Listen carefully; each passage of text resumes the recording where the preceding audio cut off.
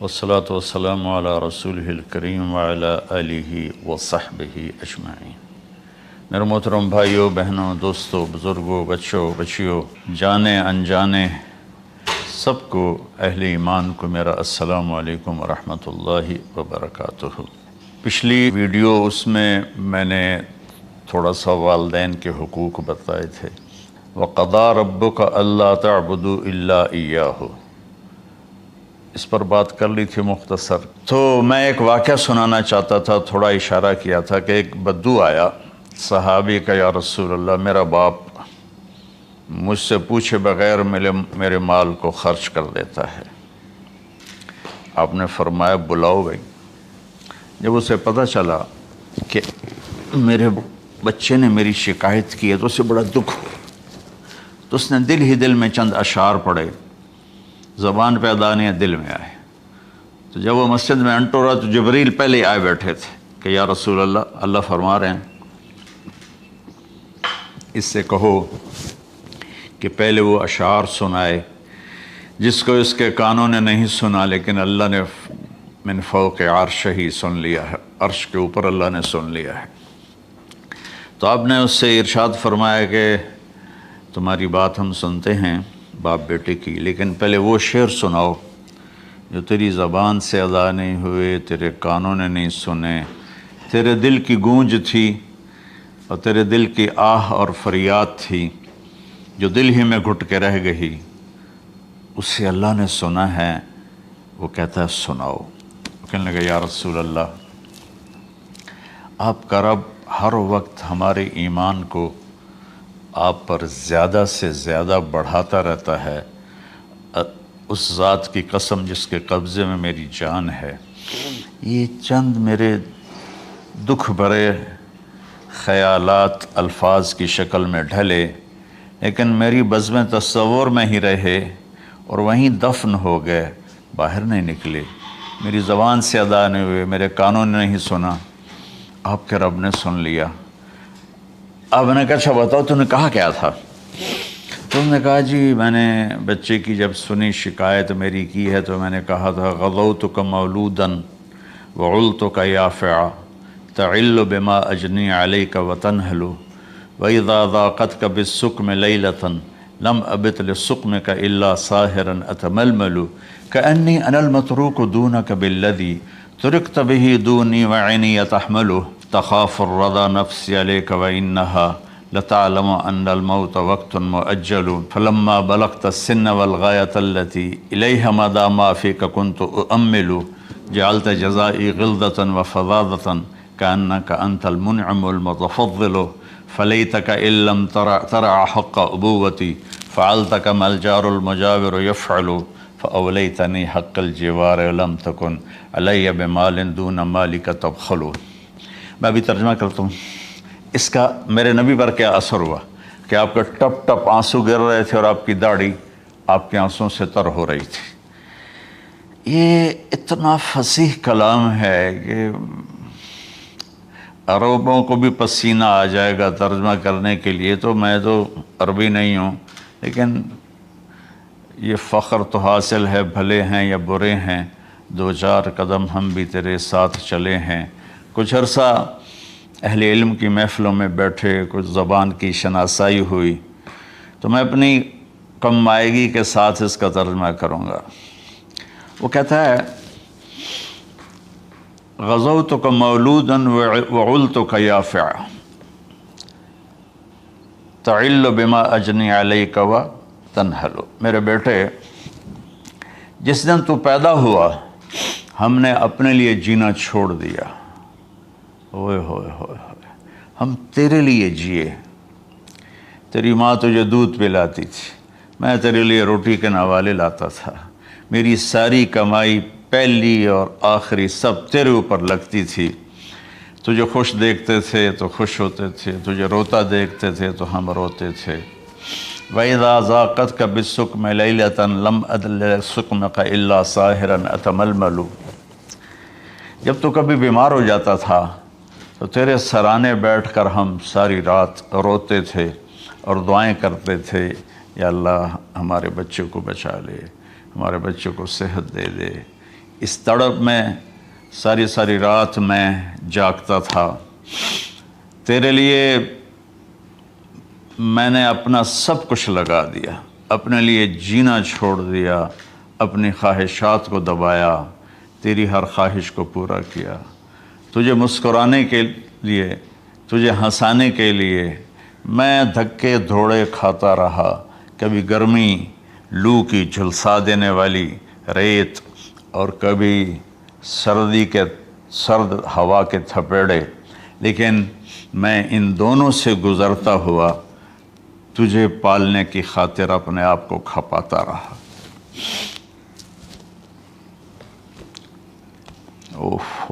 فلما بلغت السن والغایۃ التی الیہ مدی ما فیک کنت اؤمل. بیٹا میں نے اپنے ہڈیوں کا رس بھی تیرے اندر ڈال دیا. صرف کمائی نہیں، میں نے اپنے ہڈیوں کا رس تیرے اندر ڈالا. میں نے جو کچھ تھا تیرے اوپر قربان کیا.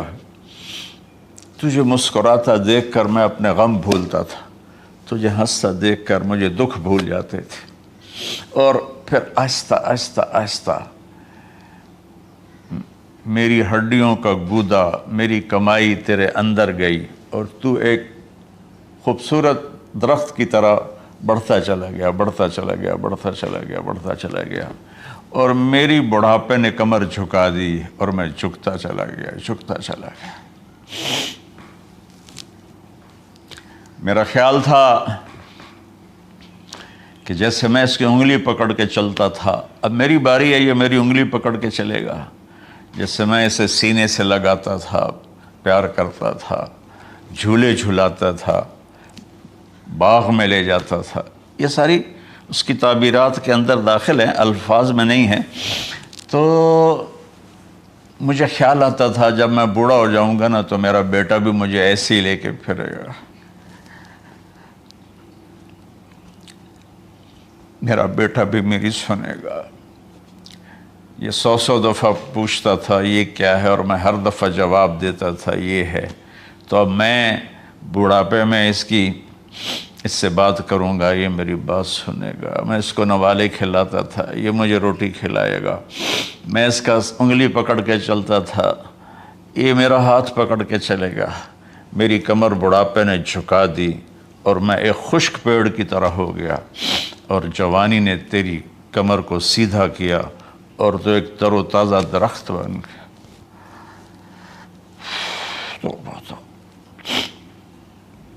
تو مجھے خیال آیا کہ میں نے 20 سال اس بچے کو پالا ہے، ابھی اپنی ماں اور باپ کو دیکھے گا. لیکن ایک دم اچانک کیا ہوا، فلما بلغت السن والغایۃ التی الیہا مدی ما فیک کنت اؤمل. جب تو اس عمر کو پہنچا جس میں ہماری امیدیں تیرے ساتھ لگ گئیں، ہمیں بڑھاپے نے بے آسرا کر دیا اور تیری جوانی نے تجھے ہمت دے دی. تب ہمارا خیال آیا کہ اب یہ ہمارے ساتھ وہی کرے گا جو ہم نے اس کے ساتھ کیا. لیکن کیا ہوا، جعلت جزائی غلظۃ وفظاظۃ کأنک انت المنعم المتفضل. تو اتنا بدتمیز ہوا، تیری زبان چھری بن گئی، تیرا رویہ زہر بن گیا، اور میری ساری زندگی کی محنت کا بدلہ تو نے مجھے نافرمانی سے دیا، بد اخلاقی سے دیا، بدتمیزی سے دیا. میں حیرت بھری نظروں سے تجھے دیکھتا رہا اور میں اپنی پچھلی 20 سالہ زندگی کو جھٹلاتا رہا کہ میرا خیال میں اس کا نوکر ہوں اور یہ میرا مالک. میں اس کا باپ نہیں، میں اس کا نوکر ہوں. کیونکہ ماں باپ کے ساتھ ایسا کوئی نہیں کرتا ہے. یہ میرا مالک ہے اور میں اس کا نوکر ہوں، اس لیے مجھے ڈانٹ رہا ہے. کتنے بچوں کو میں نے یہ کہتے سنا اپنے باپ کو، تو میرے واسطے آج تک کیتا کی، تو میرے واسطے آج تک بنایا کی. اور جو باپ بے بسی کی تصویر بنا ہوتا تھا وہ شکلیں بھی میرے سامنے ہیں۔ ہمارا دیہاتی ماحول ذمہ دارہ ماحول ہے، نہیں اب تو شہروں میں بھی یہی حال ہے۔ جس نے وہ لیول اے لیول کیا ہے اسے کیا پتہ ماں کسے کہتے ہیں باپ کسے کہتے ہیں۔ تو میں نے اپنی آنکھوں سے باپ کی بے بسی اور بیٹے کا غرانہ ایک دفعہ نہیں کتنی دفعہ دیکھا۔ تو میرے واسطے آج تک ہی کیتا ہے، تو میرے واسطے آج تک ہی بنایا ہے۔ وہ کہتا ہے اچھا میرا بچہ جداں جوان ہو سو آپ پہ سمجھ جسو۔ جبریل انسانی شکل میں آئے کہ یا رسول اللہ کچھ سوال کیے، قیامت کب آئے گی؟ کہا اللہ کو پتہ ہے۔ کہا کوئی نشانی؟ فرمایا جب دیکھو کہ بیٹیاں بھی ماؤں کو نوکر کی طرح دھتکار رہی ہوں تو سمجھنا قیامت آنے والی ہے۔ کچھ عرصہ پہلے ایک بچی اور ماں، تو ماں کچھ بات کر رہی تھی اور بیٹی کہہ رہی تھی بھوک نہیں بھوک نہیں، اور اس کی ماں کے خون سے بھرے ہوئے آنسو بہہ رہے تھے اور اس کی ہچکیاں لگ رہی تھیں کہ یہ وہ ہے جس کو میں نے اپنے پیٹ سے جنا اور اپنی چھاتی کا دودھ پلاتے پلاتے پلاتے میں نے کتنی تکلیفیں برداشت کی، اور آج کر یہ بھوک نہیں۔ تو کمال کے اشعار میں سوچ رہا ہوں جب میرا یہ حال ہے 1400 سال بعد کہ میرے آنسو نہیں رک رہے، تو اللہ کے نبی تو زار و قطار روئے تھے، داڑھی آنسوں سے تر ہو گئی تھی۔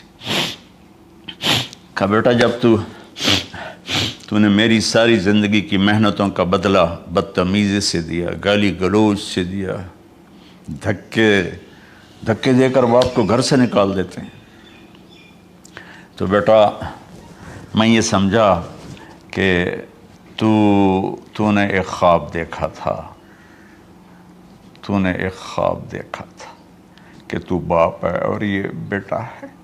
اصل حقیقت یہ ہے کہ یہ مالک ہے اور میں نوکر ہوں۔ پھر آگے کہتا فَلَيْتَكَ إِن لَّمْ تَرَ حَقَّ أُبُوَّتِي فَعَلْتَ كَمَا الْجَارُ الْمُجَاوِرُ يَفْعَلُ۔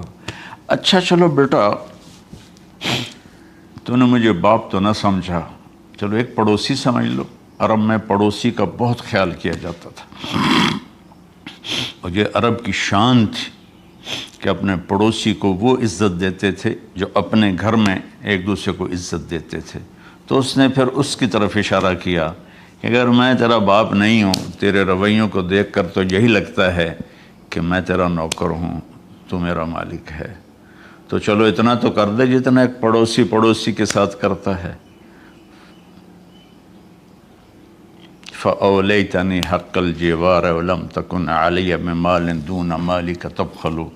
تو پڑوسی پر تو عرب خرچ کرتے ہیں، تو بھی تھوڑا سا میرے اوپر خرچ کر دیتا اور تو بخیل نہ بنتا، اور میرے خوابوں کو چکنا چور کر دیا، میری امیدوں پر پانی پھیر دیا، میرے بڑھاپے کو ذلت اور رسوائی میں بدل دیا۔ اچھا میرا پتر جا خوش رہو۔ ماں باپ کہاں بد دعائیں کرتے ہیں۔ تو میرے نبی کی آنکھوں سے آنسو، یہ ساری داڑھی تر ہو گئی، تو آپ نے اس کے بچے کو گریبان سے پکڑا اور جھٹکا دے کر دھکا دے کر دفع ہو جا، انت و مالک لابیک، تو اور تیرا سب کچھ تیرے باپ کا ہے۔ حضرت علی رضی اللہ تعالیٰ عنہ سے کسی نے پوچھا کہ آپ کے بیٹے حسن کیسے بیٹے ہیں؟ کہا حسن میرا وہ بیٹا ہے کہ جب میں چلتا ہوں تو میرے آگے نہیں چلتا، میرے پیچھے چلتا ہے۔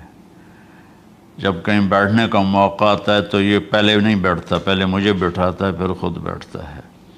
جب کھانے پر بیٹھتے ہیں تو یہ روٹی کی طرف ہاتھ نہیں بڑھاتا جب تک میں نہ بڑھاؤں، یہ سالن کی طرف ہاتھ نہیں بڑھاتا جب تک میں نہ بڑھاؤں۔